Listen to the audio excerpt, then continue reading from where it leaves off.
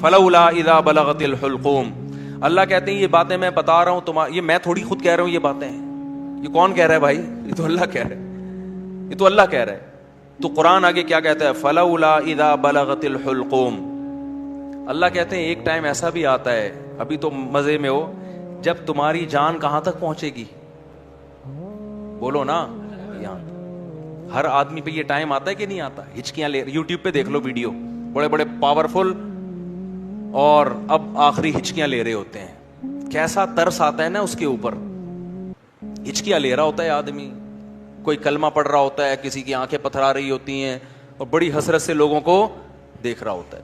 فلولا اذا بلغت الحلقوم وانتم حينئذ تنظرون. اللہ کہتے ہیں تم بڑے بڑے طاقتور لوگ اس کے قریب کھڑے ہو کر اس کو دیکھ رہے ہوتے ہو کہ ابھی اس کی روح نکلنے والی ہے. ترجعونها ان کنتم صادقین. تم اس کی روح کو لوٹا دیا کرو.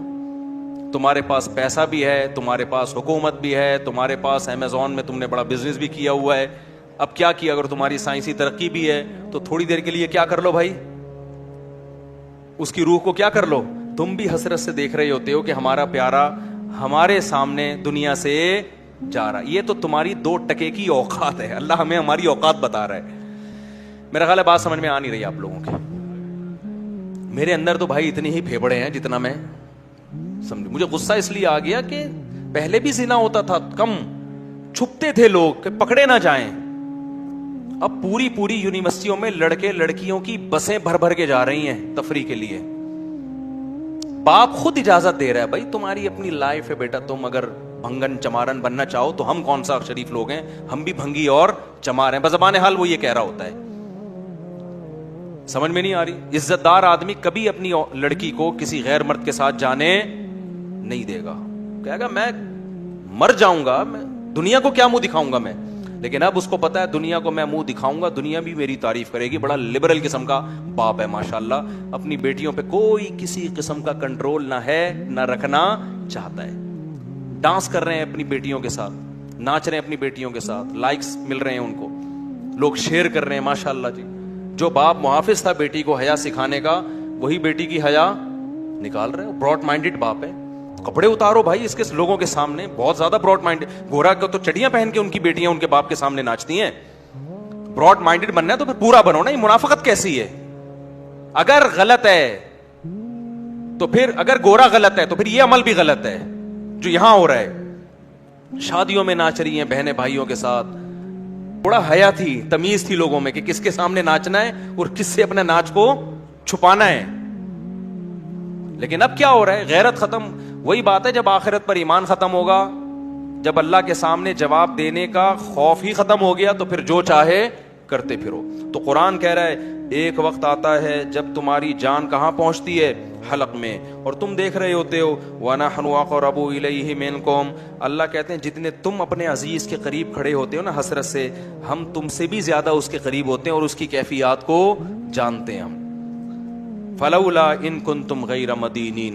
اللہ کہتے ہیں اگر تم یہ سمجھتے ہو تمہارے اوپر کسی کا کنٹرول ہی نہیں ہے, آزاد ہو, بڑے پاورفل ہو, ترجعونہا ان کنتم صادقین, تو آج اپنی طاقت کا استعمال کرو.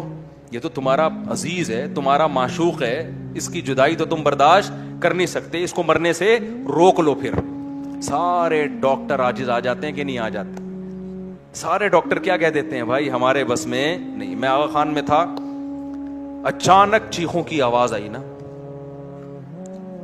اچانک عورتیں مردوں کی چیخوں کی آواز آئی. میں ایک دم ڈر گیا, کیا ہوا؟ پتا چلا جی ان کے والد صاحب ان کی ڈیتھ ہوئی ہے.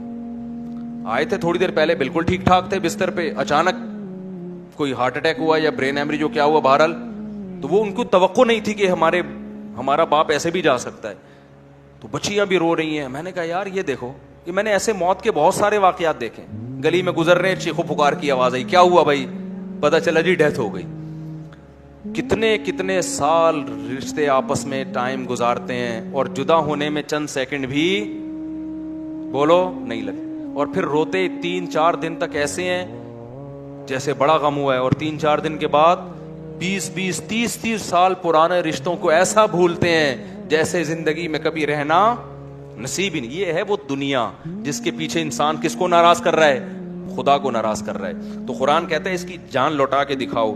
فاما ان کان من المقربین, اللہ کہتے ہیں اب یہ میرے پاس آ گیا ہے, اب یہ تمہاری کسٹڈی سے نکل گیا, اب میں بتاتا ہوں اس کے ساتھ کیا ہونے والا ہے. سمجھ رہے ہو نا؟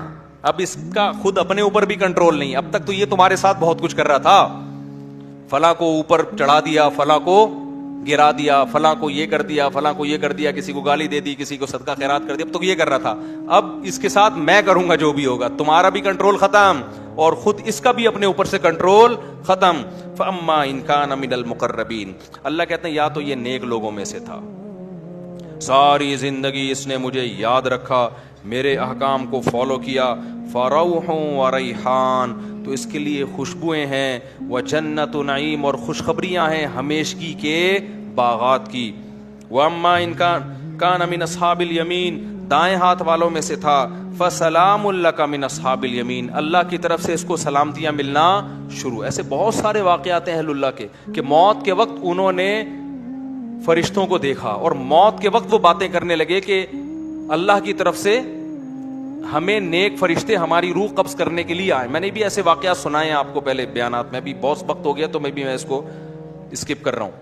بہت ایسے واقعات ہیں, شہداء کے بہت واقعات ہیں.